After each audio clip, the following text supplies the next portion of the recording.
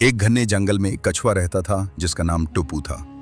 टुप्पू एक समझदार मगर आहिस्ता चलने वाला कछुआ था। वो हमेशा जमीन पर रेंगता, अपना काम सुकून से करता और कभी किसी से हसद नहीं करता था।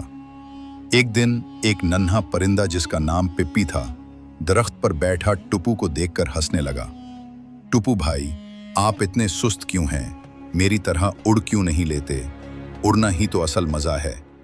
टुप्पू ने मुस्कुराकर कहा, पिप्पी, अल्लाह ताला ने हर किसी को अलग अलग सलाहियतें दी हैं।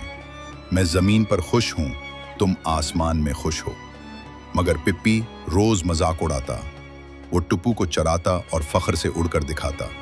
एक दिन टुप्पू ने सोचा, शायद वाकई उड़ना ही असल कमाल है, मुझे भी कोशिश करनी चाहिए। उसने पत्तों और लकड़ियों से पर बनाकर पहाड़ी के किनारे से छलांग लगाई। धड़ाम! टुप्पू सीधा जमीन पर गिरा। उसका खौल जख्मी हो गया और कई दिन तक वो दर्द में रहा।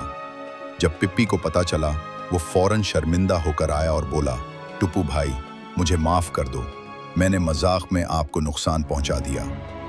टुप्पू ने कहा, पिप्पी, कोई बात नहीं, सीखने के लिए गिरना भी जरूरी होता है, लेकिन याद रखो, हर एक की अपनी खासियत होती है।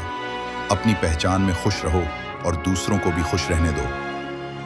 सबक मॉरल: दूसरों की ताकतों से मुतासिर होकर अपनी पहचान मत छोड़ो। जो तुम हो वही तुम्हारी असल ताकत है।